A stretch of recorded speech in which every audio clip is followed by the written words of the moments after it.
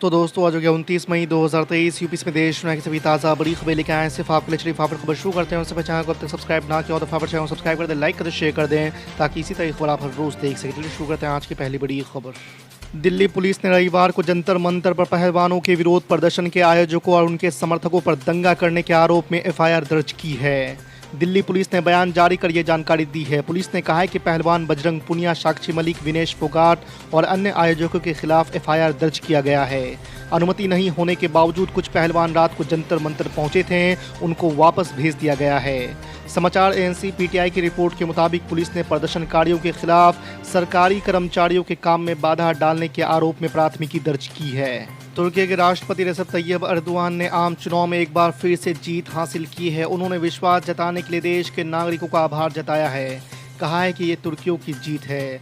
आपको बता दें कि 99% मतों की गिनती के बाद अघोषित नतीजे में एर्दोगान की जीत हुई है। इससे सत्ता में 20 वर्ष पूरे कर चुके एर्दोगान अगले 5 वर्ष भी देश के राष्ट्रपति बने रहेंगे। प्रधानमंत्री नरेंद्र मोदी ने रविवार को नए संसद भवन का उद्घाटन कर दिया है। इस मौके पर लोकसभा स्पीकर ओम बिरला, कई दलों के नेता मौजूद रहे। हालांकि कांग्रेस, टीएमसी समेत लगभग 19 विपक्षी दलों ने राष्ट्रपति द्रौपदी मुर्मू से उद्घाटन करवाए जाने की मांग को लेकर बॉयकॉट किया। आपको बता दें कि प्रधानमंत्री नरेंद्र मोदी ने नए संसद से अपने पहले भाषण में कहा है कि ये भवन देखकर हर भारतीय गौरव से भर गया है।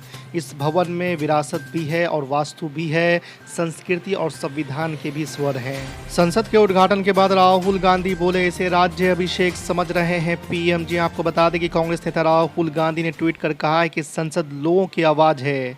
प्रधानमंत्री संसद भवन के उद्घाटन को राज्य अभिषेक समझ रहे हैं। वहीं विपक्षी दलों ने प्रधानमंत्री नरेंद्र मोदी द्वारा संसद के नए भवन का उद्घाटन किए जाने के बाद रविवार को कहा है कि राष्ट्रपति द्रौपदी मुर्मू को इस ऐतिहासिक कार्यक्रम से दूर रखा गया, जो भारतीय जनता पार्टी और आरएसएस के दलित, आदिवासी और पिछड़ा समुदाय विरोधी रुख को दिखाता है। दिल्ली में पहलवानों के आंदोलन का क्या होगा, अब इस पर सस्पेंस बन गया है। दिल्ली पुलिस ने जंतर मंतर के पास से उनके तंबू, टेंट उखाड़ दिए हैं। इस बीच किसान नेता राकेश टिकैत ने कहा है कि हम बैठकर बातचीत करेंगे और फिर ये तय करेंगे कि आगे क्या करना है। आपको बता दें कि दिल्ली के जंतर मंतर पर बृजभूषण की गिरफ्तारी की मांग को लेकर बैठे पहलवानों और दिल्ली पुलिस के बीच दिन भर रस्साकशी का खेल चलता रहा। इधर भारतीय किसान यूनियन के नेता राकेश टिकैत को दिल्ली पुलिस ने गाजीपुर बॉर्डर पर रोक दिया। संसद भवन का उद्घाटन राष्ट्रपति महामहिम द्रौपदी मुर्मू से नहीं कराए जाने को लेकर जेडीयू ने पटना में अंबेडकर प्रतिमा के पास 1 दिवसीय अनशन किया। पार्टी कार्यकर्ताओं के साथ राष्ट्रीय अध्यक्ष राजीव रंजन सिंह उर्फ ललन सिंह भी इसमें शामिल हुए हैं। अनशन के दौरान कार्यकर्ताओं को संबोधित करते हुए राष्ट्रीय अध्यक्ष ने केंद्र सरकार को जमकर कोसा। बीजेपी और पीएम नरेंद्र मोदी को महिला, आदिवासी, दलित विरोधी बताया। प्रधानमंत्री नरेंद्र मोदी ने नया संसद भवन देश को समर्पित कर दिया है। इस मामले पर एमआईएम प्रमुख असदुद्दीन ओवैसी की भी प्रतिक्रिया सामने आई है। असदुद्दीन ओवैसी ने इस मामले में नीतीश कुमार और आरजेडी दोनों को निशाने पर लिया है। आपको बता दें कि एमआईएम प्रमुख असदुद्दीन ओवैसी ने आरजेडी के ताबूत वाले ट्वीट पर कड़ा एतराज़ जताया है। उन्होंने कहा है कि राजद का कोई स्टैंड ही नहीं है, इनकी विचारधारा बदलती रहती है।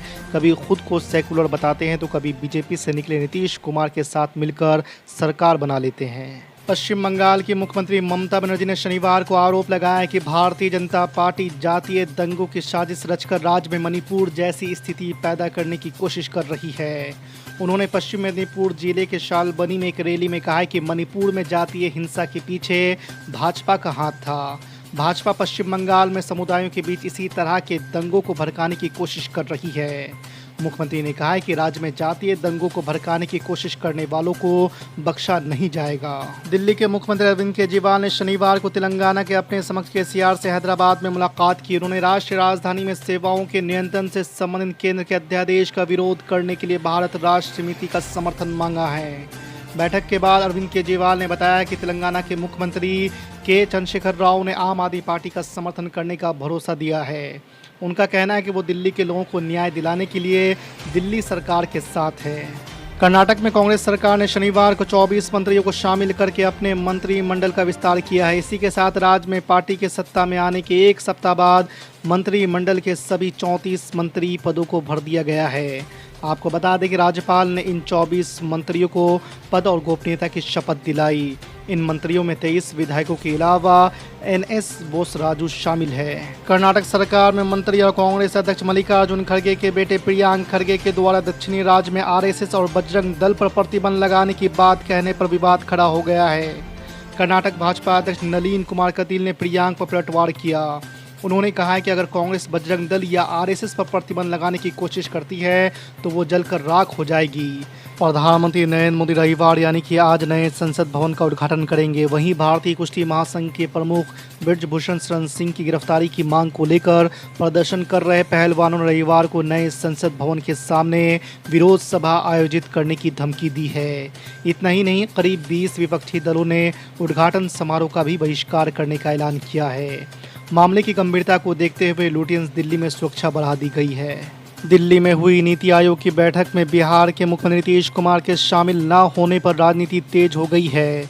बीजेपी ने नीतीश सरकार पर हमला बोला। बीजेपी सांसद और पूर्व उप मुख्यमंत्री सुशील कुमार मोदी ने कहा कि नीति आयोग की बैठक में 2047 के विकसित भारत के रोड मैप पर चर्चा होनी थी।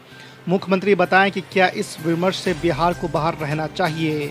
नए संसद भवन के उद्घाटन से एक दिन पहले शनिवार को असदुद्दीन ओवैसी की पार्टी ऑल इंडिया मजलिस इत्तेहादुल मुस्लिमीन ने बड़ा फैसला किया है।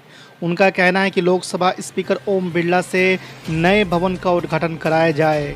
अगर स्पीकर भवन का उद्घाटन करते हैं तो MIM कार्यक्रम में भाग लेगी। केंद्र की मोदी सरकार में इसी हफ्ते हुए मामूली बदलाव के बाद अब यूपी की योगी सरकार में कई फेरबदल की तैयारी हो रही है। मुख्यमंत्री योगी आदित्यनाथ लगातार मंत्रियों का रिपोर्ट कार्ड देख रहे हैं। उसी के आधार पर कई मंत्रियों की छुट्टियां और कई नए चेहरे को मंत्री बनाने की तैयारी हो रही है। इस बदलाव को अगले साल होने वाले लोकसभा चुनाव से भी जोड़कर देखा जा रहा है। यूपी के कई जिले ऐसे हैं जहां का मंत्रिमंडल में प्रतिनिधित्व नहीं है। ऐसे में माना जा रहा है कि इन जिले के विधायकों को मंत्री बनाया जा सकता है।